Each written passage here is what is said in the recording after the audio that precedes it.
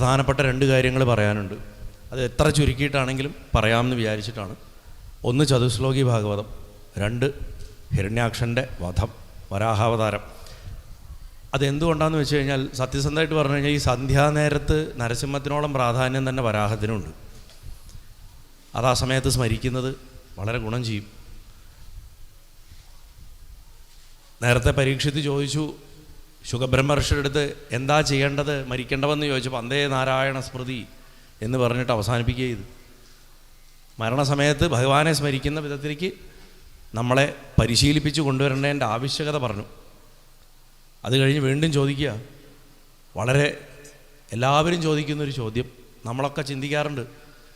ചോദിക്കുക, യഥാർത്ഥത്തിൽ ദേഹസംബന്ധം ഇല്ല ജീവന്.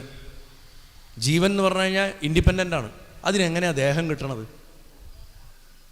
മനോഹരമായിട്ടുള്ള ചോദ്യം. അപ്പോൾ പരമാർത്ഥത്തിൽ ദേഹസംബന്ധമില്ലാത്ത ജീവന് എങ്ങനെയാണ് ദേഹബന്ധം വരികയെന്ന്?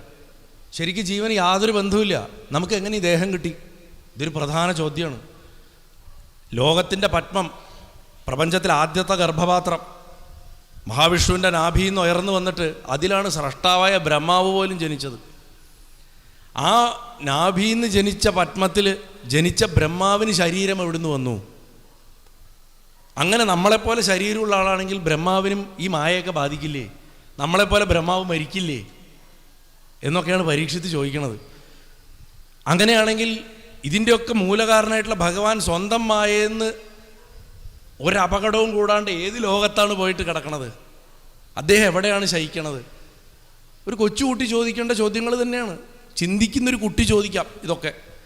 അങ്ങനെ ചോദിക്കുന്ന ചോദ്യങ്ങൾ, ഇങ്ങനെ പലതിനെ പറ്റിയിട്ടും ചോദ്യങ്ങൾ ചെയ്തു. ഈ ചോദ്യങ്ങളൊക്കെ ചെയ്യാനുള്ള കാരണം എന്താണെന്ന് വെച്ച് കഴിഞ്ഞാൽ, ചില ആൾക്കാരുണ്ട് വെറുതെ ചുമ്മാ അവരുടെ അറിവ് കാണിക്കാൻ വേണ്ടിയിട്ട് എന്തെങ്കിലുമൊക്കെ ചോദ്യം ചോദിക്കും.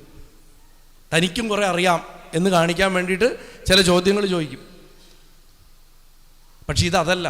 ഭഗവാന്റെ ലീലകൾ കേൾക്കാനുള്ള ഔത്സുക്യം കൊണ്ടാണ്, താല്പര്യം കൊണ്ട് അതിന് പറ്റിയ ഒരാളെ മുന്നിൽ കിട്ടിയപ്പോൾ ചോദിച്ചുകൊണ്ടിരിക്കുകയാണ്. അപ്പം നേരവും കാലവും ഒന്നും നോക്കാണ്ട് ചോദിക്കുകയാണ്. ശ്രീശുഖനെ പോലുള്ളൊരു വ്യക്തിക്കാണെങ്കിൽ എത്ര വേണമെങ്കിലും പറഞ്ഞു കൊടുക്കാനും ഒരു വിഷമവും. അപ്പം അദ്ദേഹം പറഞ്ഞു കൊടുക്കുകയാണ്, ദേഹസംബന്ധമൊന്നും ഇല്ലെങ്കിലും ആ സർവേശ്വരൻ്റെ യോഗമായ അതുകൊണ്ട് ദേഹബന്ധം ഉള്ളതുപോലെ ബ്രഹ്മാവിന് പോലും തോന്നുന്നു. ബ്രഹ്മാവിന് പോലും തൻ്റെ ശരീരം എൻ്റെ ശരീരം എന്ന് തോന്നുന്ന വിധത്തിൽ അത്രയും ഭീകരമാണ് മായയുടെ ബന്ധം എന്നാ പറയണത്. അങ്ങനെ അതിനെക്കുറിച്ച് ശുഖമഹർഷി കുറച്ച് വിസ്തരിച്ച് അങ്ങോട്ട് പറഞ്ഞിട്ട്, ആദ്യം ഭഗവാന്റെ നാഭീന്ന്, പത്മനാഭൻ്റെ നാഭീന്ന് ഭഗവാന്റെ സങ്കല്പം കൊണ്ട് ഒരു പത്മണ്ടായി. നമുക്കൊക്കെ സങ്കല്പശക്തി വർദ്ധിക്കാൻ, ഇമാജിനേഷൻ്റെ പവർ വർദ്ധിക്കാൻ പത്മനാഭൻ്റെ രൂപത്തിൽ ഭഗവാനെ ആരാധിക്കുന്നത് വളരെ വിശേഷമാണ്. പത്മനാഭൻ്റെ രൂപത്തിൽ ഭഗവാനെ ആരാധിച്ചു കഴിഞ്ഞാൽ സങ്കല്പശക്തി വർദ്ധിക്കും, വിഷ്വലൈസേഷൻ പവർ കൂടും. ആ വിഷ്വലൈസേഷൻ പവർ എന്ന് പറയുമ്പോൾ നമ്മളൊരു വീട് വെക്കാൻ ആഗ്രഹിക്കുന്നു. നമുക്കൊരു വീടിനെ കുറിച്ചുള്ളൊരു സങ്കല്പം ഉണ്ടാവും. ആ സങ്കല്പത്തിനെക്കുറിച്ച് ഒരു രൂപമില്ലെങ്കിൽ നമ്മളതിലെത്തില്ല. പക്ഷെ ആ രൂപം ഉണ്ടാക്കിയാൽ മനസ്സിലുള്ളത് പുറത്തുണ്ടായി വരും കാലക്രമേണ.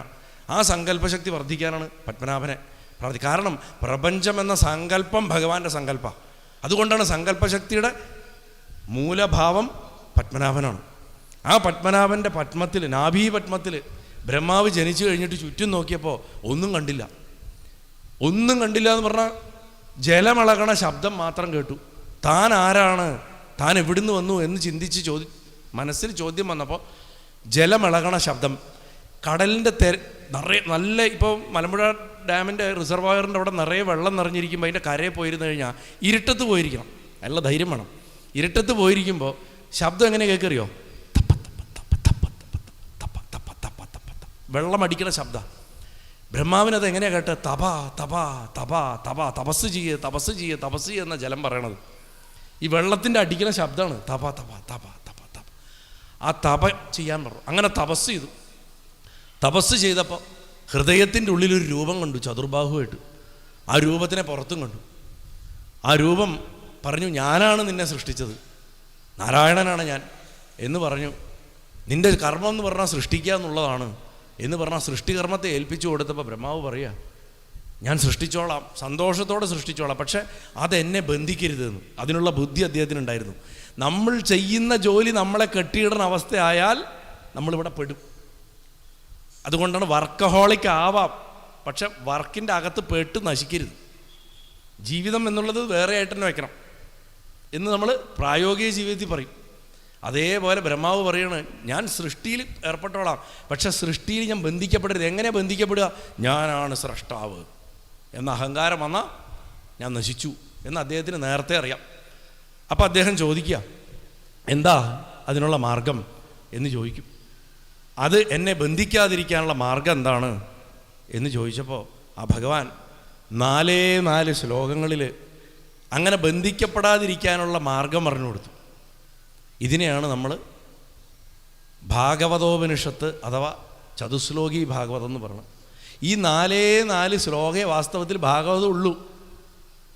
ഇതിനെ വെടർത്തി കഥകൾ ചേർത്ത് ഉപകഥകൾ ചേർത്ത് പല കൈവഴികളിൽ കൂടെ നാരദനും സനകാദികളും നരനാരായണന്മാരും ഒക്കെ കഥ ചേർത്ത് ശുഗൻ പരീക്ഷത്തിന് കൊടുക്കണ സമയമായപ്പോഴേക്കും അനവധി കഥകളുള്ള വലിയൊരു ഗ്രന്ഥമായിട്ട് മാറി. നമ്മൾ ദിവസം രാവിലെ ആ മംഗളശ്ലോകങ്ങൾ ചൊല്ലിയിട്ട് ഞാൻ ആ മെല്ലെ ചെല്ലുന്നത് ഈ ചതുശ്ലോകിയാണ്. ശരിക്ക് ഭാഗവതം നമുക്കൊക്കെ ഉപദേശമുള്ളവർക്ക് അത് നിത്യം ചെല്ലണം. ചതുശ്ലോകി നിത്യം ചൊല്ലിയാൽ ഭാഗവതം നിത്യം വായിച്ച ഫലമാണ്. നിങ്ങൾക്കും വായിക്കാൻ ഭാഗവതം വായിക്കാൻ സമയമില്ലെങ്കിൽ ചതുശ്ലോകി ചെല്ലണം, നല്ലതാണ്. കാരണം ഇതിൻ്റെ ചാറ് അതിൻ്റെ ഉള്ളിലായിരിക്കണം. അത് ഞാൻ വളരെ ചുരുക്കി പറയാം. അത് തുടങ്ങണം എങ്ങനെയാണെന്ന് വെച്ച് കഴിഞ്ഞാൽ, ആ ജ്ഞാനം പരമഗുഹ്യമേ യദ്വിജ്ഞാന സമന്വിതം, ഇത് ഏറ്റവും രഹസ്യമായിട്ടുള്ള ശാസ്ത്രമാണ് ബ്രഹ്മദേവ, ഞാൻ നിനക്കത് പറഞ്ഞു തരാമെന്ന് പറഞ്ഞിട്ട് ഭഗവാൻ 4 ശ്ലോകങ്ങളിൽ പറയണം. അഹമേവാസമേവാഗ്രേ ഞാന്യദ്യസത്പരം പശ്ചാത്തലേ തച്ചോപശിഷ്യേത സ്വസ്മേഹം എന്ന് പറഞ്ഞിട്ട് ഇങ്ങനെ പോവും. അത് ഈ ജന്മാദ്യസ്യത എന്നുള്ള 1-ാമത്തെ ശ്ലോകം പോലെ പ്രധാനമാണ്. അതിൻ്റെ അർത്ഥം മാത്രം പറയാം, വ്യാഖ്യാനിക്കാൻ നിൽക്കുന്നില്ല. താല്പര്യമുള്ളവർക്ക് യൂട്യൂബിൽ കിടപ്പുണ്ട്, ഞാൻ വിസ്തരിച്ച് പറഞ്ഞിട്ടുണ്ട്. ഏകദേശം 1/2 ദിവസം എടുത്തിട്ട് ചതുശ്ലോകി മാത്രം പറഞ്ഞത് അതിൽ കിടപ്പുണ്ട്. സൃഷ്ടിക്ക് മുമ്പ് ഞാൻ ഒന്നായിട്ട് 2 അല്ലാണ്ട് ഉണ്ടായിരുന്നു. പണ്ടേ ഞാൻ ഉണ്ടായിരുന്നു, അന്നേ ഞാൻ പ്രകാശിച്ചിരുന്നു. സൃഷ്ടിക്ക് ശേഷവും ഞാൻ തന്നെയാണ് പല ഭാവത്തിൽ പ്രകാശിക്കണം. സൃഷ്ടി ഉണ്ടാവണേ മുമ്പ് ഞാൻ ഒന്നാണ്, അന്നും ഞാനാണ്, സൃഷ്ടിക്ക് ശേഷവും ഞാൻ തന്നെയാണ്. പ്രളയം വരുമ്പോഴും ഞാൻ മാത്രമേ അവശേഷിക്കണുള്ളൂ. ഇല്ലാത്തതിനെ ഉണ്ടെന്ന് തോന്നിക്കണതും ഉള്ളതിനെ ഇല്ല എന്ന് തോന്നിക്കണതും എന്താണോ അതാണ് എൻ്റെ യോഗമായ. മായ എന്താണെന്ന് മനസ്സിലായല്ലോ. സിമ്പിൾ ടേംസിൽ ഇല്ലാത്തത് ഉണ്ടെന്നും ഉള്ളതില്ല എന്നും തോന്നിപ്പിക്കുന്നതാണ് എൻ്റെ മായയുടെ സ്വഭാവം. നമ്മൾക്ക് ചുറ്റും കാണായിട്ടുള്ള വസ്തുക്കളിലൊക്കെ, ഭൗതിക വസ്തുക്കളിലൊക്കെ എങ്ങനെയാണോ പഞ്ചഭൂതങ്ങൾ ചേർന്നിരിക്കണം, ആ വിളക്കിലും പഞ്ചഭൂതമുണ്ട്, ഇവിടെയുണ്ട്, എല്ലാറ്റിലും പഞ്ചഭൂതങ്ങളുണ്ട്. ഇതെങ്ങനെയാണോ ചേർന്നിരിക്കണത് അതേപോലെ ഞാൻ ഇതിൻ്റെയൊക്കെ ഉള്ളിൽ പ്രവിഷ്ടനായിട്ട് വർത്തിക്കുന്നുണ്ട്. പക്ഷെ ഇതൊക്കെ ചേരണേന് മുൻപേ ഞാൻ ഉണ്ടായിരുന്നത് കൊണ്ട് ഞാൻ അപ്രവിഷ്ടനുമാണ്, ഞാൻ ഇതിലൊന്നും ചേരാത്തവനുമാണ്. അർജുനനോട് പറഞ്ഞത്, ഞാൻ എല്ലാറ്റിലും പ്രവേശിച്ചിരിക്കുന്നു, എന്നാൽ ഞാനിതൊക്കെ വ്യത്യസ്തനായിട്ടുള്ള ആളുമാണ് എന്ന് പറഞ്ഞതിന് ശേഷം പറയാം, ജാഗ്രത് ഉണർന്നിരിക്കണ അവസ്ഥ, സ്വപ്നം കാണുന്ന അവസ്ഥ, സുഖമായിട്ട് കൂർക്കം വലിച്ച് ഉറങ്ങണ സുഷുപ്തി എന്ന് പറയുന്ന അവസ്ഥ, ആ അവസ്ഥകളിലൊക്കെ സർവസാക്ഷിയായിട്ട് ഞാനുണ്ട്. കാരണം സുഷുപ്തിയിൽ മനസ്സില്ല, മനസ്സ് ഉറങ്ങും. മനസ്സുണർന്നാൽ സ്വപ്നം കാണും. സ്വപ്നം കണ്ടിട്ടുണ്ടെങ്കിൽ ഉറപ്പണം മനസ്സിന് റെസ്റ്റ് കിട്ടിയിട്ടില്ല. മനസ്സിന് റെസ്റ്റ് കിട്ടണമെങ്കിൽ സുഖമായിട്ട് ഉറങ്ങണം. രാവിലെ എണീക്കുമ്പോൾ ഞാൻ ഇത്ര നേരം ഉറങ്ങിയോ എന്ന് പറയണതിൻ്റെ ഒപ്പം തന്നെ സുഖമായിട്ട് ഞാൻ ഉറങ്ങി എന്ന് പറഞ്ഞു. അത് ആരാ അറിയണത്? മനസ്സല്ല, ഈ സാക്ഷിയായിട്ടുള്ള ആത്മാവാണ്. അപ്പോൾ പറയണം, ഈ 3 അവസ്ഥയിലും സർവസാക്ഷിയായിട്ടിരിക്കണം ഞാൻ, സർവത്ര അനുവർത്തിച്ച് പണ്ടുണ്ട് ഇപ്പോഴുണ്ട് ഇങ്ങനെ ഒഴുകിക്കൊണ്ടിരിക്കണം അഖണ്ഡ ചൈതന്യബോധമാണെന്ന്. ആ ബോധം പ്രപഞ്ചബോധമാണ് ഞാൻ, പ്രപഞ്ചത്തിനപ്പുറം നിൽക്കുന്ന ബോധമാണ്, നമ്മുടെ മനസ്സിനെ കൊണ്ട് മനസ്സിലാക്കാൻ സാധിക്കാത്ത ബോധമാണ്. ഈ ചൈതന്യം തന്നെയാണ് ആത്മാവ് എന്നറിയേണ്ടത്. ഇത് മാത്രം അറിഞ്ഞാൽ മതി ബ്രഹ്മദേവ. ഈ അറിവ് നിനക്കുണ്ടായാൽ പിന്നെ നിന്നെ ഒന്നും ബന്ധിക്കില്ല, നിനക്ക് ഒന്നിനോട് അറ്റാച്ച്മെൻ്റ് ഉണ്ടാവില്ല, ഒന്നിനോട് ഒട്ടില്ല. നീ ധൈര്യമായിട്ട് സൃഷ്ടിച്ചോ. ഇത്രയും അരുളി ചെയ്തിട്ട് ആ ഭഗവാൻ അന്തർധാനം ചെയ്തു കളഞ്ഞു. നോക്കൂ, വെറും 4 ശ്ലോകത്തിൽ പറഞ്ഞ കാര്യത്തിനെയാണ് നമ്മളിവിടെ 7 ദിവസം കൊണ്ടോ 12 ദിവസം കൊണ്ട് സത്രമായിട്ടും ഒക്കെ നടത്തുന്നത്. ഇത് മനസ്സിലാക്കിയാൽ മതി. ഇത് മനസ്സിലാക്കിയാൽ ആദ്യം പറഞ്ഞ സത്യം പരം ധീമഹി എന്നുള്ള അവസ്ഥ നമുക്ക് അനുഭവത്തിൽ വരും. ഇതാണ് ആത്മാവ്, ഇതാണ് അറിയേണ്ടതെന്ന് പറഞ്ഞു. ഇത് ആ ബ്രഹ്മദേവൻ എൻ്റെ എന്താ പറയുക ഗുരുസ്ഥാനീയനായിട്ടുള്ള നാരദ മഹർഷിക്ക് ഉപദേശിച്ചു. നാരദ മഹർഷി എൻ്റെ അച്ഛൻ വേദവ്യാസന് ഉപദേശിച്ചു. അതുതാ ഞാൻ നിനക്കിപ്പോൾ പറഞ്ഞു തരണു എന്ന് പറഞ്ഞിട്ട് ശ്രീശുകൻ ആ ചതുശ്ലോകിയെ പറഞ്ഞു കൊടുത്ത് അനുഗ്രഹിക്കുകയാണ്. എന്നിട്ട് പറയുക, ഈ ഭാഗവത പുരാണത്തിന്, ഏത് പുരാണത്തിനും 10 ലക്ഷണങ്ങളുണ്ട്. അതൊന്നും ഇപ്പോൾ വിസ്തരിക്കാൻ നമുക്ക് സമയമില്ല. അതിനെ പ്രണാളിക എന്ന് പറയും. ഭാഗവതം നിൽക്കുന്ന തൂണുകളാണത്. 10 തൂണുകളിലാണ് ഈ ഭാഗവതം നിർത്തിയിട്ടുള്ളത്. ഭാഗവത പ്രണാളിക അത് ഏതൊക്കെയാണ്? സർഗം, വിസർഗം, സ്ഥാനം, പോഷണം, ഊതി, മന്വന്തരം, ഈശാനുഗത, നിരോധം, മുക്തി, ആശ്രയം. ഇതൊക്കെയാണ്. ഇത് ഓരോ സർഗങ്ങളും ഈ ഓരോ സ്കന്ധങ്ങളും ഈ പറയണ ഓരോന്നാ. അങ്ങനെ വരുമ്പോൾ ദശമസ്കന്ധം ഏതാ? നിരോധ. എല്ലാം ഭഗവാനിൽ കൊണ്ട് ലയിപ്പിക്കുകയാണ്. അത് കഴിഞ്ഞിട്ട് വരുന്ന ഉദ്ധവോപദേശം എന്താ? 11-ാമത്തെ അധ്യായം മോക്ഷമാണ്, മുക്തിയാണ്. അവസാനം 12-ാമത്തെ സ്കന്ധം ആശ്രയം. ഇങ്ങനെ ഓരോ സ്കന്ധത്തിനും കൃത്യമായിട്ട് കൊടുത്തിട്ടുണ്ട്. സർഗം ച സൃഷ്ടിയാണ്. അപ്പം ഇങ്ങനെ ഈ പ്രകരണങ്ങളൊക്കെ എന്താണ്, ഈ പ്രണാളികകളൊക്കെ എന്താണെന്ന് വിസ്തരിച്ച് പറയണു. അതെല്ലാം വിസ്തരിച്ച് പറഞ്ഞതിന് ശേഷം ആ 2-ാമത്തെ സ്കന്ധം അവസാനിക്കുന്നു, തൃതീയ സ്കന്ധം ആരംഭിക്കുന്നു. ആ തൃതീയ സ്കന്ധം ആരംഭിക്കുന്ന സമയത്ത് ഈ ബ്രഹ്മാവ് നാരദന് ഉപദേശിച്ച് അതിനുശേഷം സനൽകുമാരാദികളിൽ കൂടെ എന്താ പറയുക, കുറച്ചുകൂടെ വിസ്തരിക്കാൻ വേണ്ടിയിട്ട് ആ തൃതീയ സ്കന്ധത്തിനെ ഞാൻ പറഞ്ഞല്ലോ, ഫ്ലാഷ് ബാക്കിൻ്റെ അകത്ത് ഫ്ലാഷ് ബാക്ക് ആയതുകൊണ്ട് ഇത് പെട്ടെന്ന് കൺഫ്യൂസിങ് ആയിട്ട് തോന്നും നമുക്ക്. പക്ഷേ അതിൻ്റെ കണ്ടൻറ്റ് മാത്രം നമ്മൾ മനസ്സിലാക്കുക. അങ്ങനെ ഈ കഥകൾ പറഞ്ഞ് വീണ്ടും ദുര്യോധനിലേക്ക് വരികയാണ്. ദുര്യോധനൻ പല അക്രമങ്ങളൊക്കെ ചെയ്തു, പാഞ്ചാലിയെ അപമാനിച്ചു, ഇവരെയൊക്കെ കാട്ടിലേക്ക് പറഞ്ഞയച്ചു. വിതുരൻ പല ഉപദേശങ്ങളൊക്കെ കൊടുത്തു നോക്കി, പക്ഷെ വിതുരൻ പറഞ്ഞതൊന്നും കേട്ടില്ല. അവസാനം ദുര്യോധനൻ്റെ അപമാനം സഹിക്കാതെ എല്ലാം ഭഗവാന്റെ നിശ്ചയം വരണത് പോലെ വരട്ടെ എന്ന് പറഞ്ഞിട്ട് വിതുരൻ ആ രാജധാനി ഉപേക്ഷിച്ച് തീർത്ഥയാത്രയ്ക്ക് പോയത് നമ്മൾ നേരത്തെ പറഞ്ഞിരുന്നു. അങ്ങനെ തീർത്ഥയാത്രയൊക്കെ കഴിഞ്ഞ് വരണ വഴിക്ക് അദ്ദേഹം വന്നു, ധൃതരാഷ്ട്രരെ പറഞ്ഞയച്ചു കാട്ടിലേക്കെന്നൊക്കെ നമ്മൾ കേട്ടു. അതിൻ്റെ ഇടയിലുണ്ടായതാണ്. ആ വരണ വഴിക്കാണ് യുദ്ധമൊക്കെ കഴിഞ്ഞു. വഴിയിൽ വെച്ച് ഉദ്ധവനെ കണ്ടു. ഉദ്ധവനെ കണ്ടപ്പോൾ അവർ കുശലാന്വേഷണം കണ്ടു. രണ്ടുപേരും മഹാഭക്തന്മാർ, കൃഷ്ണന് പ്രിയപ്പെട്ടവർ. ഉദ്ധവൻ പറയും, ദ്വാരക കടലിൽ പോയി കഴിഞ്ഞു, ഭഗവാൻ പോയി ഭൂമിയിൽ നിന്ന് പറഞ്ഞ് പൊട്ടിക്കരയും. പക്ഷെ പോണതിന് മുമ്പ് എന്നോട് ബദരിക്ക് പോകാൻ പറഞ്ഞു, അങ്ങേക്കും ഒരു സന്ദേശം തന്നിട്ടുണ്ട്, അങ്ങ് മൈത്രേയ മഹർഷിയെ പോയി കാണണം, അദ്ദേഹം വേണ്ട ഉപദേശങ്ങൾ തരും എന്ന് അങ്ങേ ഓർത്ത് പറയുമ്പോൾ വിതുരൻ അങ്ങോട്ട് കരയും. കാരണം ഭഗവാൻ ശരീരം വിടുന്നതിന് മുമ്പ് എന്നെയും ഓർത്തല്ലോ, എൻ്റെ കാര്യം കൂടെ മറക്കാണ്ട് ഒരാളെ പറഞ്ഞ് ഏൽപ്പിച്ചിട്ടാണല്ലോ പോയത് എന്ന് ആലോചിച്ചിട്ട് മൈത്രേയനെ അന്വേഷിച്ചു. മൈത്രേയൻ്റെ അടുത്ത് ചെന്നിട്ടാണ് പിന്നെ വളരെ വിസ്തരിച്ചിട്ട് പ്രപഞ്ച സൃഷ്ടിയെക്കുറിച്ചുള്ള അറിവുകൾ നേടുകയാണ്. അതിൻ്റെ ഒഴുക്കിലാണ് ഹിരണ്യാക്ഷൻ്റെയും ഹിരണ്യകശിപുവിൻ്റെയും ഒക്കെ കഥ വരണത്. അതെങ്ങനെയാണ് വരണമെന്ന് വെച്ച് കഴിഞ്ഞാൽ അത് മാത്രം പറഞ്ഞിട്ട് 6 മണിയല്ലേ ആയിട്ടുള്ളൂ, നമുക്ക് കുറച്ച് നേരം പറഞ്ഞ് അത് അവസാനിപ്പിക്കാം. അതായത് ഈ സനകാദി മഹർഷിമാരുടെ കഥ പറഞ്ഞിട്ടാണ് ഇത് വരുന്നത്. ഇതിൻ്റെ ഒരു ക്രമത്തിലല്ല ഞാൻ പറഞ്ഞത്, നിങ്ങൾക്ക് മനസ്സിലാവാനുള്ള ഒരു ക്രമത്തിലാണ് വരണത്. സനകാദി മഹർഷിമാർ 4 പേരാണ്. സനകൻ, സനാതനൻ, സനന്ദൻ, സനത്കുമാരൻ. ഇവർ 4 പേർക്കും പഞ്ചഹായനന്മാർ, 5 വയസ്സേ ഉള്ളൂ, വസ്ത്രങ്ങൾ ധരിക്കാത്തവരാണ്. ഇവരെക്കുറിച്ച് ഞാൻ ഇന്നലെ പറഞ്ഞു. ഇവർ കൂടസ്ഥന്മാരാണ്. കൂടസ്ഥന്മാരെന്ന് പറഞ്ഞാൽ നമ്മുടെ ആത്മാവ് തന്നെയാണ് ഇവർ. അതിൽ തന്നെ സനത്കുമാരൻ സുബ്രഹ്മണ്യസ്വാമിയുടെ ചൈതന്യമാണ്. ഈ 4 പേരും ബ്രഹ്മാവിൻ്റെ ഏറ്റവും ഇഷ്ടപ്പെട്ട മക്കളാണ്. ഇവരെ സൃഷ്ടിച്ചു കഴിഞ്ഞ ഉടനെ ഇവരോട് പറഞ്ഞു, നിങ്ങൾ സൃഷ്ടി തുടങ്ങുക പറഞ്ഞു. കാരണം ബ്രഹ്മാവിന് പണിയെന്ന് പറഞ്ഞാൽ കുറച്ച് പേരെ സൃഷ്ടിച്ചിട്ടാണ് നിങ്ങളിനി സൃഷ്ടി വർദ്ധിപ്പിക്കുക എന്ന് പറയും. ഇവരാണെങ്കിൽ ജപിച്ചുകൊണ്ടിരുന്നു. അപ്പോൾ ബ്രഹ്മാവിന് ദേഷ്യം വന്നു. ബ്രഹ്മാവിന് ദേഷ്യം വന്നപ്പോൾ ആ ദേഷ്യത്തിൽ നിന്നുണ്ടായ പുത്രനാണ് രുദ്രൻ. രുദ്രനോട് സൃഷ്ടിക്കാൻ പറഞ്ഞു. രുദ്രൻ കയ്യും കാലും കണ്ടും ഒന്നും ശരിയല്ലാത്ത കുറേ ആൾക്കാരെ സൃഷ്ടിച്ചു. അതാണ് ഭൂതഗണങ്ങൾ.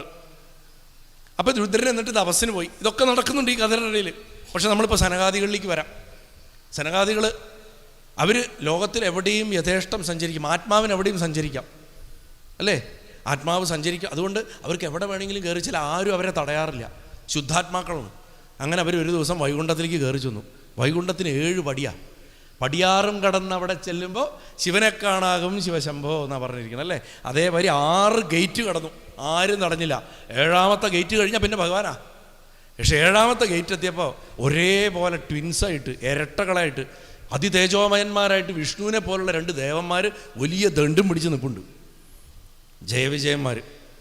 അവർ 2 പേരും ഇങ്ങനെ കുപ്പായമൊന്നും ഇല്ലാണ്ട് 4 ചെറിയ പിള്ളേർ അതിൻ്റെ അകത്തേക്ക് വളരെ നിർബാധം കടന്നു വരണം കണ്ടപ്പോൾ അവരുടെ മനസ്സിൽ ആ നേരത്തെ മായ കൊണ്ടും ഭഗവാന്റെ ഇച്ഛ കൊണ്ടും പരീക്ഷത്തിന് എങ്ങനെയാണ് കലിബാധിച്ചത്, അതുമാതിരി വൈകുണ്ഠത്ത് നിൽക്കുന്ന ജയനും വിജയനും കലിപിടിച്ചു.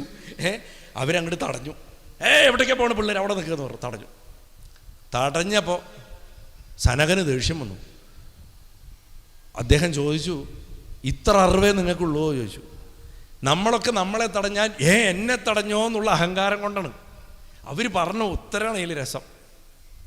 വൈകുണ്ഠം എന്ന് പറഞ്ഞു കഴിഞ്ഞാൽ എല്ലാ സംശയങ്ങളും അവസാനിച്ചെത്തേണ്ട സ്ഥലമാണ് വികുണ്ഠത. കുണ്ഠതാച്ച സംശയം, സകല സംശയം അവസാനിക്കുന്ന അവസ്ഥയാണ് വൈകുണ്ഠം. അതായത് മോക്ഷാവസ്ഥയാണ്, ബ്രഹ്മാവസ്ഥയാണ്. അവിടെ എത്തിച്ചേർന്നിട്ട് അവിടെ കാവൽ നിൽക്കണ ഈ 6 പടിയും കടന്ന് വരണം. ഞങ്ങളെ തടയണമെങ്കിൽ നിങ്ങളുടെ ഉള്ളിൽ ഇപ്പോഴും ഭേദഭാവമുണ്ട്, ഞങ്ങൾക്കില്ല, നിങ്ങൾക്കുണ്ട്. അപ്പം നിങ്ങൾക്ക് എന്തർഹത? നാരായണൻ എന്ന് പറഞ്ഞാൽ ആർക്കും ചെന്ന് കാണാവുന്ന ആളാണ്, ആർക്കും അദ്ദേഹത്തിനെ കാണാനുള്ള അവകാശമുണ്ട്. ഞാൻ ഇന്നലെ പറഞ്ഞു, നമുക്ക് ഭഗവാനെ കിട്ടാൻ നമുക്ക് നമ്മുടെ ജന്മാവകാശമാണ്. ഭഗവാൻ നമുക്ക് ദർശനം തരണോ വേണ്ടയോ എന്നുള്ളത് അദ്ദേഹത്തിൻ്റെ ഇഷ്ടമാണ്. പക്ഷെ പോയി കാണാൻ നമുക്ക് അവകാശമുണ്ട്. ഞങ്ങളങ്ങനെ വരുമ്പോൾ തടയണം നീ, അല്ലെങ്കിൽ നിങ്ങൾ എത്ര ഭേദഭാവം മനസ്സിൽ ചെളിവെച്ചവരാണ്. നിങ്ങൾക്ക് വലിപ്പച്ചെറുപ്പങ്ങളുണ്ട്, വസ്ത്രം ധരിച്ചവർ വസ്ത്രം ധരിക്കാത്തവരെന്നുണ്ട്, ചെറിയ കുട്ടികൾ മുതിർന്നവരെന്നുണ്ട്.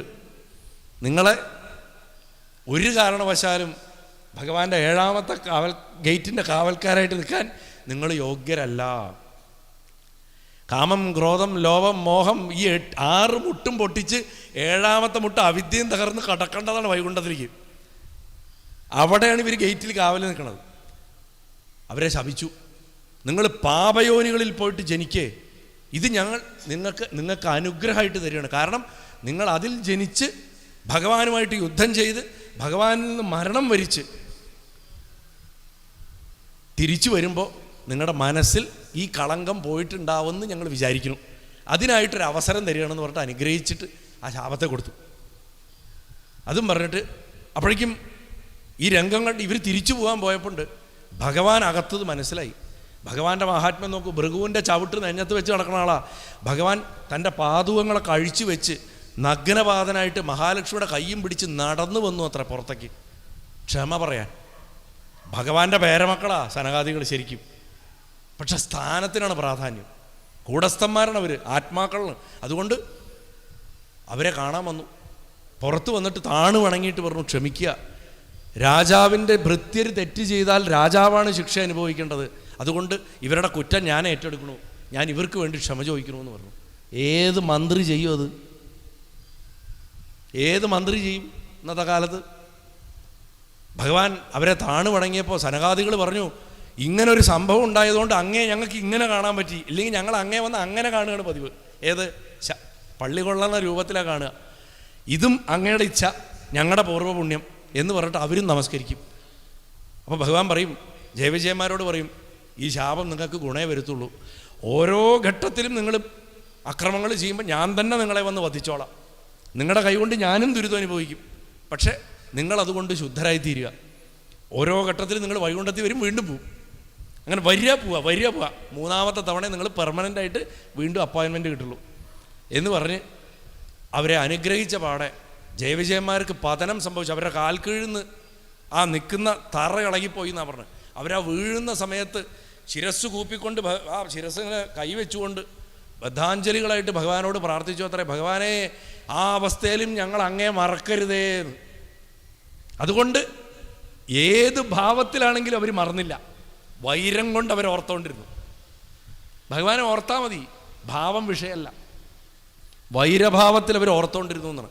അങ്ങനെ ആ പതിച്ച അവർക്ക് കിട്ടിയ ആദ്യത്തെ ജന്മമാണ് ഹിരണ്യാക്ഷനും ഹിരണ്യകശിപുവും.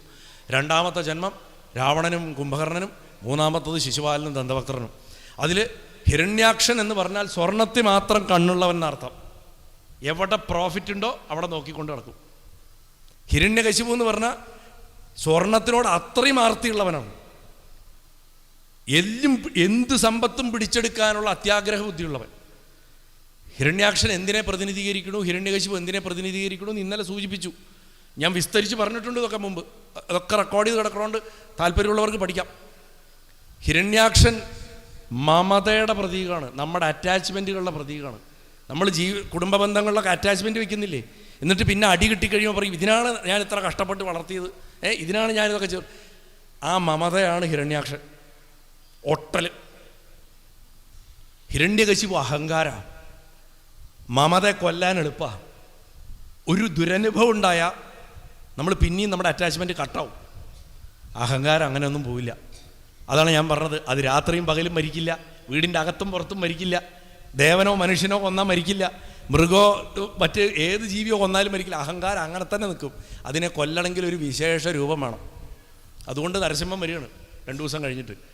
ഇന്ന് വരാഹം വരാനുള്ള കാരണം ഈ മമതയെ വധിക്കാനാണ്. അപ്പോൾ വരാഹം ഹിരണ്യാക്ഷനെ വധിക്കണു എന്നുള്ള കഥ ഈ ചെവി കൂടെ കെട്ടി ഈ ചെവി കൂടെ വിടരുത്. വരാഹത്തിന് എന്തിനാണ് ഉപാസിക്കേണ്ടത്? അറ്റാച്ച്മെൻറ്റ് കളയാനാണ് ഉപാസിക്കേണ്ടത്. വരാഹത്തിൻ്റെ ഉപാസന അതിനാണ്. എന്നാൽ വരാഹത്തിന് ഇന്ന് നമ്മൾ എന്തിനാണ് ഉപാസിക്കണത്? ഞാൻ രാവിലെ നിങ്ങളെ എന്ത് പറഞ്ഞിട്ടാണ് ചീട്ടാക്കിച്ചത്? പറ്റിച്ചൊന്നുമല്ല കേട്ടോ, അതുകൊണ്ടും ഫലമുണ്ട്. എന്ത് പറഞ്ഞിട്ടാണ് ഞാനവിടെ വഴിപാട് ചീട്ടാക്കിച്ച്? ഭൂമി സംബന്ധമായിട്ടുള്ള പ്രശ്നങ്ങളുണ്ടെങ്കിൽ, വീട് വിൽക്കാൻ ബുദ്ധിമുട്ടുണ്ടെങ്കിൽ, സാമ്പത്തിക കടങ്ങളുണ്ടെങ്കിൽ ഒക്കെ ചീട്ടാക്കിക്കോളൂ എന്ന് പറഞ്ഞിട്ട് നിങ്ങളെ കൊണ്ട് അവിടെ ചീട്ടാക്കിച്ചു. പറഞ്ഞ മാതിരി ആ പായസം റെഡി ആയിട്ടുണ്ട്, ചീട്ടാക്കിയവർ വാങ്ങിച്ചിട്ട് പോകണം പറഞ്ഞിട്ടുണ്ട്, കൗണ്ടറിൽ നിന്ന് മേടിക്കാം. പക്ഷെ വരാഹത്തിന് യഥാർത്ഥത്തിൽ ഉപാസിക്കേണ്ടത് എന്താണെന്ന് വെച്ചാൽ മനസ്സിൽ അറ്റാച്ച്മെൻറ്റിനെ കളയാനാണ്. പക്ഷെ വരാഹം അപ്പം എങ്ങനെയുണ്ടായി? സ്വയംഭുവ മനു എന്ന് പറയുന്ന പുത്രനെ സൃഷ്ടിച്ചപ്പോൾ ബ്രഹ്മദേവൻ പറഞ്ഞു, നീ സൃഷ്ടിക്ക്, നീ തുടര്. സനകാദികളോടൊക്കെ പറഞ്ഞ അതേ കാര്യങ്ങൾ മനുവിനോട് പറഞ്ഞു. മനുവിന് താല്പര്യമുണ്ട് സൃഷ്ടിക്കാൻ. ശതരൂപ എന്ന് പറഞ്ഞ ഭാര്യയുണ്ട്, അവളിൽ പുത്രോത്പാദനം നടത്താനൊക്കെ താല്പര്യമുണ്ട്. പക്ഷെ എന്താ, എവിടെ താമസിക്കും? നോക്കുമ്പോൾ ഭൂമി മുഴുവൻ വെള്ളത്തിൻ്റെ അടിയിലാണ്. അപ്പോൾ പോയിട്ട് പറഞ്ഞു, അച്ഛൻ ഞങ്ങളുടെ അടുത്ത് സൃഷ്ടിക്കാനൊക്കെ പറഞ്ഞു, എനിക്ക് ഫാക്ടറി ഇടാൻ ഒരു സ്ഥലം വേണ്ടേ, മാനുഫാക്ചറിങ് യൂണിറ്റ് ഇടണമെങ്കിൽ സ്ഥലം വേണം, എവിടെ ലാൻഡ് എന്ന് ചോദിച്ചു. അപ്പോൾ ലാൻഡ് റെഡിയാക്കാം. നോക്കുമ്പോൾ ഫുള്ള് വെള്ളം. ഈ വെള്ളം റീക്ലെയിം ചെയ്യണം. കൊച്ചിയൊക്കെ നികത്തി പൊക്കിയെടുത്ത വരി എങ്ങനെ പൊക്കിയെടുക്കും? അപ്പോൾ ഭഗവാനെ തന്നെ സ്മരിച്ചു, വേറെ വഴിയില്ല. അങ്ങനെ സ്മരിച്ചപ്പോൾ ബ്രഹ്മദേവൻ്റെ നാസരന്ധ്രത്തിൻ്റെ ഉള്ളിൽ നിന്ന് ഒരു ചെറുവിരലിൻ്റെ വലുപ്പത്തിൽ ഒരു പന്നിക്കുഞ്ഞ് പുറത്തേക്ക് കടി. ആ പന്നിക്കുഞ്ഞ് നിന്ന് നിൽപ്പിൽ അങ്ങോട്ട് വളർന്ന് ആകാശം മുട്ട് വളർന്നപ്പോൾ ചതുർബാഹുവായി കണ്ടപ്പോൾ മനസ്സിലായി ഇത് മഹാവിഷ്ണുവാണ്. ഇങ്ങനെയാണ് വരാഹാവതാരം ഉണ്ടായത്. ആ സമയത്താണ് ഇവിടെ കർപ്പൂരം കാണിച്ചതും നേദ്യം നയിച്ചതൊക്കെ. അപ്പോൾ ഈ വരാഹം അവിടെ ഉണ്ട്. അദ്ദേഹം രസാതലത്തിലേക്ക് പോയിരിക്കുന്നു ആ സമയത്ത്, ഹിരണ്യാക്ഷൻ്റെ ജനനകാലത്ത്. ഹിരണ്യാക്ഷൻ എങ്ങനെ ജനിച്ചു? കശ്യപന് എന്താ പറയുക, 13 ഭാര്യമാരാണ്. ആ 13 ഭാര്യമാരിൽ എന്ന് പറഞ്ഞു കഴിഞ്ഞാൽ ഇവരൊക്കെ സഹോദരിമാരുമാണ്. അതാണ് രസം. അതിൽ 12 പേർക്കും മക്കളായി. ദിതി എന്ന് പറഞ്ഞവൾക്ക് മാത്രം കുഞ്ഞുങ്ങളില്ല. അവൾക്ക് വലിയ സങ്കടം. അങ്ങനെ ഒരു ദിവസം ത്രിസന്ധ്യാനേരത്ത് സന്ധ്യാവന്ദനം ചെയ്തുകൊണ്ടിരിക്കുന്ന കശ്യപനോട് പോയിട്ട് വാ കടപ്പറയിലേക്കേ പറഞ്ഞു. ത്രിസന്ധ്യാനേരത്ത് സ്ത്രീ സംസർഗം ഏറ്റവും നിഷിദ്ധമായിട്ടുള്ള സമയമാണ് സന്ധ്യാനേരം. ആ നേരത്ത് ഉണ്ടാവണ മക്കൾ അസുര സ്വഭാവമായിരിക്കും. കശ്യപൻ പറഞ്ഞു, നീ എന്ത് അബദ്ധമാണ് പറയണത്, ഈ നേരത്താണോ പിടിച്ചു വലിക്കുക വെച്ചു. പക്ഷെ അവളൊരു വേശ്യയെപ്പോലെ അദ്ദേഹത്തെ പിടിച്ചു വലിച്ചു എന്നാണ് പറഞ്ഞു. അദ്ദേഹം ശാപിച്ചു. ഭർത്താവ് എന്നുള്ള നിലയ്ക്ക് ഭാര്യയുടെ ആഗ്രഹം സാധിപ്പിച്ചു കൊടുത്തില്ലെങ്കിൽ അതും അധർമ്മമാണ്, ചെയ്യിപ്പിക്കണത് മഹാഭാവം. അതുകൊണ്ട് അദ്ദേഹം അവളെ അങ്ങോട്ട് ശപിച്ചു. നിനക്കൊരു മഹാ കുഴപ്പം പിടിച്ചിട്ടുള്ള 2 മക്കളുണ്ടാവും. അവർ അസുരന്മാരായിരിക്കും, അവർ ലോകകണ്ടകന്മാരായിരിക്കും. അവരവസാനം മഹാവിഷ്ണുവിൻ്റെ കൈകൊണ്ട് വധിക്കപ്പെടുകയും ചെയ്യുന്ന പറഞ്ഞിട്ട് ശപിച്ചതിന് ശേഷമാണ് അവളുടെ കൂടെ പോയി കിടന്നത്. അങ്ങനെ ശപിക്കുകയും ചെയ്തു. ജയനും വിജയനും അങ്ങനെ ജനിക്കാൻ ഒരു ഗർഭപാത്രം കിട്ടി. ദിതിയുടെ ഗർഭത്തിൽ പ്രവേശിച്ചു. 10 മാസമല്ല, 10 വർഷമല്ല, 100 വർഷം ഗർഭം ധരിച്ചു. ആ 100 വർഷവും ലോകങ്ങൾ മുഴുവൻ കൂരിരുട്ടിൽ മുങ്ങിക്കിടന്നു. ഇങ്ങനത്തെ 2 കണ്ടകന്മാർ വരുമ്പോൾ തന്നെ ദുർനിമിത്തങ്ങൾ അത്രയാണ്. സൂര്യനെ കാണാണ്ടായി. ആ 100 കൊല്ലങ്ങൾക്ക് ശേഷം കുറുക്കന്മാർ ഓളിയിടണമാർ ഓളിയിട്ടുകൊണ്ട് 2 ദുഷ്ടശിശുക്കൾ ജനിച്ചു. ആ സമയത്ത് കൊടുങ്കാറ്റ് ആഞ്ഞു വീശി, ഇടുത്തി തുടരെ വീണു, വൃക്ഷങ്ങൾ നിലം പതിച്ചു, സമുദ്രങ്ങളും നദികളൊക്കെ കലങ്ങി മറിഞ്ഞു, കൂമന്മാരും കുറുക്കന്മാരും കരഞ്ഞു, പശുക്കൾ രക്തമാണത്രേ പാലിന് പകരം ചുരത്തിയത്. ആ സമയത്ത് ഭഗവാന്മാരുടെ വിഗ്രഹങ്ങളിൽ നിന്നൊക്കെ കണ്ണിന്ന് കണ്ണീരൊഴിയുന്നു ക്ഷേത്രങ്ങളിൽ. ഇങ്ങനെ അനവധി ദുർനിമിത്തങ്ങളുണ്ടായി. ആ ബാലന്മാരിൽ മൂത്ത ചേട്ടൻ്റെ പേരാണ് ഹിരണ്യകശിപു, അനിയൻ്റെ പേര് ഹിരണ്യാക്ഷൻ. ഇവർ 2 പേരും വളർന്ന് മഹാദുഷ്ടന്മാരും അതിശക്തന്മാരും തനി താന്തോന്നികളുമായിട്ട് മാറി. അച്ഛൻ പറഞ്ഞാൽ പോലും കേൾക്കാത്ത മക്കളായി. മൂത്തവൻ്റെ കഥ ആദ്യം ഇളയവൻ്റെ കഥയാണ് പറയണത്. കാരണം വെച്ചാൽ മൂത്തവൻ്റെ കഥ നല്ല മൂപ്പിച്ച കഥയാണ്. അത് കുറച്ചു നേരം പറയാനുണ്ട്, ഇളയവൻ്റെ പെട്ടെന്ന് പറയാം. അതുകൊണ്ട് അങ്ങോട്ട് എടുത്തു. ഈ ഹിരണ്യാക്ഷൻ ഭൂമിയെ പലവട്ടം ബലാത്കാരം ചെയ്തു എന്നാണ് പറയണത്. അങ്ങനെ ഭൂമി അവിഹിത ഗർഭം ധരിച്ച് പ്രസവിച്ച മകനാണ് നരകാസുരൻ. ഭൂമിയെ നശിപ്പിക്കുന്നൊരുത്തൻ. അങ്ങനെ ഉണ്ടാവണ ദുഷ്ടസന്തതികൾ. നരകാസുരൻ അങ്ങനെയാണ് ജനിക്കുന്നത്. അപ്പോൾ ഈ ഹിരണ്യാക്ഷൻ ആരും എതിരില്ലാത്തവനായിട്ട്, ലോകം മുഴുവൻ ചോദ്യം ചെയ്യപ്പെടാത്തവനായിട്ട് ഇങ്ങനെ നടക്കുകയാണ്. അവനാണെങ്കിൽ യുദ്ധവെറിയാണ്. ആരെ കണ്ടാലും അടിക്കണം. ചില ആൾക്കാരില്ലേ വെറുതെ പൂരപ്പറമ്പിലൊക്കെ കയറിയിട്ട് വെറുതെ എന്താ നോക്കണം, എന്താ നോക്കണേ വെച്ച് പോയിട്ട് ചകടത്തടിക്കും, പിന്നെ അടി ഉണ്ടാക്കും. എവിടെ ഉത്സവം ഉണ്ടോ അവിടെ അടി ഉണ്ടാവും അല്ലേ? ഉത്സവം നടത്തുന്നതിന് അടി ഉണ്ടാക്കാനാണ് നമ്മുടെ നാട്ടിൽ. അപ്പോൾ ഇതുപോലെയായിരുന്നു ഹിരണ്യാക്ഷൻ. ആരെ കണ്ടാലും അടി ഉണ്ടാക്കാനുള്ള മാർഗം നോക്കി നടക്കും. ദേവന്മാരെ വെല്ലുവിളിക്കും, അസുരന്മാരുടെ അടുത്തും കൈക്കരുത്ത് കാണിക്കുക. ആരെ കിട്ടിയാലും പുള്ളിക്ക് യുദ്ധം ചെയ്താൽ മതി. അങ്ങനെ തനിക്ക് പറ്റിയ ആൾക്കാരെ തല്ലുണ്ടാക്കാൻ അന്വേഷിച്ചിട്ട് അദ്ദേഹം കരയിൽ ആരെയും കാണാണ്ടായി. ശരി എന്നാൽ വെള്ളത്തിലിറങ്ങി നോക്കാം എന്ന് പറഞ്ഞിട്ട് കടലിൽ പോയി നോക്കിയപ്പോൾ വരുണനെയാണ് കണ്ടത്. പാടോ നമുക്കൊരു കൈ നോക്കാം എന്ന് പറഞ്ഞിട്ട് വരുണനെ യുദ്ധത്തിന് വിളിച്ചു. വരുണനെ യുദ്ധത്തിൽ വിളിച്ചിട്ട് വരുണൻ്റെ അനക്കമൊന്നുമില്ല കണ്ടപ്പോൾ സമുദ്രത്തിൽ ചെന്നിറങ്ങി അതിനെ അങ്ങോട്ട് പിടിച്ച് കലക്കാൻ തുടങ്ങി. വരുണനെ പ്രകോപിപ്പിക്കാൻ തുടങ്ങിയപ്പോൾ വരുണൻ അങ്ങോട്ട് പ്രത്യക്ഷപ്പെട്ടു. വരുണൻ്റെ സൈന്യങ്ങളൊക്കെ പല വഴിക്ക് ഓടി രക്ഷപ്പെട്ടു. പക്ഷേ വരുണൻ പ്രത്യക്ഷപ്പെട്ടിട്ട് പറഞ്ഞു, പല്ല് കടിച്ചിട്ട് പറഞ്ഞു, എടാ ഞാൻ നിൻ്റെ അടുത്ത് യുദ്ധം ചെയ്യില്ല. നീ ചെന്നിട്ട് നിനക്ക് ഒത്ത ഒരുത്തനുണ്ട്, അവൻ്റെ അടുത്ത് യുദ്ധം ചെയ്യേ. അവൻ്റെ പേര് വിഷ്ണു എന്നാ. അവനോട് പോയിട്ട് നീ യുദ്ധം ചെയ്യേ, അതോടെ നശിക്കും നിൻ്റെ അഹങ്കാരം എന്ന് പറഞ്ഞിട്ട് അദ്ദേഹം അന്തർധാനം ചെയ്തു. ആദ്യമായിട്ട് കേൾക്കുകയാണ് വിഷ്ണു എന്നുള്ള പേര്. വിജയനാണ് ജനിച്ചിരിക്കണത്, ഓർമ്മയൊന്നുമില്ല. വിഷ്ണു അതാരത്, അങ്ങനെ ഒരുത്തനുണ്ടോ? എന്നാൽ അവനെ കണ്ടുപിടിച്ചിട്ട് എന്നെ കാര്യം പറഞ്ഞിട്ട് ഈ ഗതയായിട്ട് ലോകം മുഴുവൻ നടക്കാൻ തുടങ്ങി. അങ്ങനെ സഞ്ചരിച്ച് അവസാനം ആരോ പറഞ്ഞു, മഹാവിഷ്ണു ഇപ്പോൾ രസാതലത്തിൽ താമസിക്കുന്നുണ്ട്, തുരന്ന് പോയിരിക്കുക, ഭൂമിയുടെ അടിയിലേക്ക് അവിടെ ഉണ്ട് എന്ന് പറഞ്ഞു. കാരണം മനുവിന് വേണ്ടിയിട്ട് ഭൂമിയൊക്കെ ആ സമുദ്രതീരത്തിൽ നിന്ന് പൊക്കിക്കൊണ്ടുവന്നത് അദ്ദേഹം സ്ഥാപിച്ചിട്ടുണ്ട് അവിടെ. അതാണ് ഭൂവരാഹമൂർത്തി. നമ്മൾ പന്നിയൂർ ക്ഷേത്രത്തിൽ പോയ തൊഴണത്. ആ ഭഗവാൻ അതിനുശേഷം രസാതലത്തിൽ പോയിട്ട് വസിക്കുകയാണ്. ശരി എന്നാൽ രസാതലത്തേക്ക് പോകാമെന്ന് പറഞ്ഞിട്ട് ഹിരണ്യാക്ഷൻ രസാതലത്തിൽ ചെന്നു. അങ്ങനെ എങ്ങനെയാ രസാതലത്തിൽ ഉണ്ടെന്ന് അറിഞ്ഞത്? അതും രസമാണ്. ഹിരണ്യാക്ഷ അന്വേഷിച്ച് നടക്കുമ്പോൾ ഒരാൾ ഡോ ഹിരണ്യാക്ഷ നീ അന്വേഷിച്ച് നടക്കുന്ന ആൾ ഞാൻ എവിടെയുണ്ട് പറഞ്ഞുതരാം. നാരദൻ പറഞ്ഞു കൊടുത്തു, ഇതവിടെയുണ്ട്, പൊക്കോ, അവിടെ പോയാൽ കിട്ടും. എന്താ പറയുക, ഇപ്പോൾ ഇവിടെ തൽക്കാലം ഈ ഭാഗത്ത് എവിടെയില്ല, അവിടെ ഉണ്ട് ആൾ, അവിടെ ചെന്ന ആളെ കിട്ടുമെന്ന് പറഞ്ഞു. അങ്ങോട്ട് പോയി. അങ്ങനെ 14 ലോകങ്ങളിൽ ഒന്നാണ് ഈ രസാതലം. അവിടേക്ക് പോയിട്ടുണ്ടായിരുന്നു ഭഗവാൻ. അതിന് കാരണം എന്താ വെച്ചാൽ ഈ നേരത്തെ പറഞ്ഞ മാതിരി ഈ സമുദ്രത്തിലേക്ക് എടുത്തു ചാടി ആ ഭൂമിയെ ജലത്തുനിന്ന് പൊക്കിക്കൊണ്ടുവന്ന് വെച്ചു. ആ വെച്ച് കഴിഞ്ഞ സമയത്താണ് ഇതൊക്കെ പാരലായിട്ട് നടന്ന കാര്യങ്ങളാണ്. ഭഗവാൻ ഒന്ന് വിശ്രമിക്കുകയാണ് ആ ഭൂമി എടുത്ത് പൊക്കിക്കൊണ്ടുവന്ന് വെച്ചിട്ട്. ആ സെക്കൻഡിലാണ് ഹിരണ്യാക്ഷൻ അടിയുണ്ടാക്കാൻ പറയണത്. അവിടെ വന്നിട്ട് മഹാവിഷ്ണുവിനെ നോക്കി, ഇങ്ങനെയല്ലല്ലോ മഹാവിഷ്ണു, ഇത് പന്നിയാണല്ലോ. ഓ നീ എന്നെ പേടിച്ചിട്ട് പന്നിയുടെ വേഷം കെട്ടിയിട്ടിരിക്കണല്ലേ എന്ന് ചോദിച്ചു. എന്നിട്ട് ആ പന്നി വേഷത്തിനെ കുറേ ഭർഷിക്കാൻ തുടങ്ങി. നിന്നെ ഞാൻ വിടില്ല, നീ എത്രയോ അസുരന്മാരെ കൊന്നിട്ടുണ്ട്, അവരൊക്കെ എൻ്റെ ബന്ധുക്കളാണ്, ഞാൻ അതിനൊക്കെ പകരം വീട്ടാൻ വന്നിരിക്കുകയാണ്, നിന്നെ കൊന്നിട്ട് ഞാൻ അവരുടെയൊക്കെ കണ്ണീര് തുടയ്ക്കും, അവരുടെ വിധവകളുടെയൊക്കെ എന്നൊക്കെ പറഞ്ഞിട്ട് അനവധി വാചകങ്ങളൊക്കെ അടിച്ചിട്ട് ഭഗവാന്റെ നേരെ പാഞ്ഞെടുത്തപ്പോൾ ഭഗവാൻ ചിരിച്ചിട്ട് പറഞ്ഞു, പന്നി ഒരു അട്ടഹാസം കൊടുത്തു. എന്നിട്ട് പറഞ്ഞു, എടാ നീയേ എന്നെ കൊന്നിട്ട് അവരുടെ കണ്ണീരൊക്കെ തുടച്ചോ? തീർച്ചയായിട്ടും, പക്ഷെ അങ്ങനെ ചെയ്യണം, എൻ്റെ അടുത്ത് യുദ്ധം ചെയ്യണമെങ്കിൽ എന്നെ കൊന്നിട്ടേ പോവാവൂ, എന്നെ വെറുതെ തല്ലിയിട്ട് പോകരുത്, പോവുകയാണെങ്കിൽ എന്നെ കൊന്നിട്ടേ ഇവിടുന്ന് പോകാൻ പാടുള്ളൂ എന്ന് പറഞ്ഞു. നമ്മൾ ചില സിനിമകളിലൊക്കെ ഡയലോഗ് പറയില്ലേ, കൊല്ലുകയാണെങ്കിൽ എന്നെ കൊന്നിട്ടേ പോകാൻ പാടുള്ളൂ എന്ന് പറഞ്ഞു. അങ്ങനെ പറഞ്ഞു. ഇല്ലെങ്കിൽ എന്താ ഉണ്ടാവുക, എനിക്ക് പ്രശ്നമൊന്നുമില്ല, നിനക്ക് ദുഷ്കീർത്തി ഉണ്ടാവും എന്നെ കൊല്ലാണ്ട പോയാൽ, അതുകൊണ്ട് എന്നെ എന്തായാലും കൊന്നിട്ടേ പോകാൻ പാടുള്ളൂ എന്ന് പരിഹാസത്തോടെ പറഞ്ഞു. അതിനുശേഷം ഹിരണ്യാക്ഷൻ കൂടുതലൊന്നും പറയാമെന്ന് കണ്ട ഗത എടുത്തിട്ട് ഭഗവാനെ അടിച്ചു. അത് വളരെ വിസ്തരിച്ചിട്ടുണ്ട് ആ യുദ്ധം. ഭഗവാൻ തിരിച്ച് ഗത കൊണ്ടടിച്ചു. അങ്ങനെ അതിഗംഭീരമായിട്ടൊരു ഗതായുദ്ധം അങ്ങോട്ട് നടന്നു. ആ ഗതായുദ്ധത്തിൻ്റെ അവസാനത്തിൽ ഹിരണ്യാക്ഷൻ്റെ ഗത തെറിച്ചു പോയി. മല്ലയുദ്ധത്തിനായിട്ട് ഒരുമ്പെട്ടിട്ട് ഇങ്ങനെ മസിലൊക്കെ വരുത്തിയിട്ട് ഹിരണ്യാക്ഷൻ അങ്ങോട്ട് മുക്കുറയിട്ടിട്ട് അങ്ങോട്ട് ചെന്നതായി വരാഹത്തിൻ്റെ നേർക്ക്. വരാഹം പന്നിയാണല്ലോ, താഴത്തെ 2 കാല് കുത്തി നിന്നിട്ട് മേലത്തെ കാല് വരത്തിട്ട് ചെകിട് നോക്കിയിട്ട് ടേന്നൊരു ഒറ്റ അടി വെച്ച് കൊടുത്തു. ഈ പന്നി അടിക്കണം കണ്ടിട്ടുണ്ടോ? പന്നി ബാക്കത്തെ 2 കാല് കുത്തി നിന്നിട്ട് മുമ്പത്തെ കാലുകൊണ്ട് വീശും.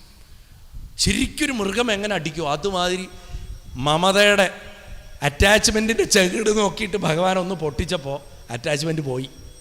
ഇതാ കിടക്കണു, മോക്ഷമായി. അങ്ങനെ വിജയൻ ആ ജന്മത്തിൽ വൈകുണ്ഠത്തിൽ പോയിട്ട് ടെമ്പററി ആയിട്ട് അടുത്ത ജന്മം കുംഭകർണനായിട്ട് ജനിക്കണവരെ വീണ്ടും വൈകുണ്ഠത്തിലേക്ക് എത്തിച്ചേർന്നു എന്നാണ് പറഞ്ഞു. ഇങ്ങനെ ഹിരണ്യാക്ഷൻ്റെ കഥ മമതയെ ബന്ധിപ്പിക്കുന്ന, മമത കൊണ്ട് നമുക്കുണ്ടാകുന്ന സകല ദ്രോഹങ്ങളുടെയും എന്താ ആ എന്തൊക്കെ നമ്മൾ ദുഷിപ്പുകൾ അനുഭവിക്കേണ്ടി വരുമോ നമുക്ക്, ആ ദുഷിപ്പുകളിൽ നിന്നൊക്കെയുള്ള രക്ഷയായിട്ടാണ് പറയണത്. അങ്ങനെ നമ്മുടെ ആ മമതാബന്ധങ്ങളെയൊക്കെ അറുത്തു മാറ്റാൻ ആ പൊന്നു ഗുരുവായൂരപ്പൻ ശ്രീ വരാഹമൂർത്തി നമ്മളെല്ലാവരെയും അനുഗ്രഹിക്കട്ടെ എന്ന് പ്രാർത്ഥിച്ചുകൊണ്ട് ഇന്ന് ഈ ഒന്നാമത്തെ ദിവസത്തെ സപ്താഹത്തെ ആ ശ്രീമുരുകൻ്റെ തൃപ്പാദങ്ങളിൽ ഗുരുവായൂരപ്പനെ സാക്ഷിയാക്കിയിട്ട് സാഷ്ടാംഗം വീണ് നമസ്കരിക്കണു, സമർപ്പിക്കണു. നാരായണാഖില ഗുരോ ഭഗവൻ നമസ്തേ.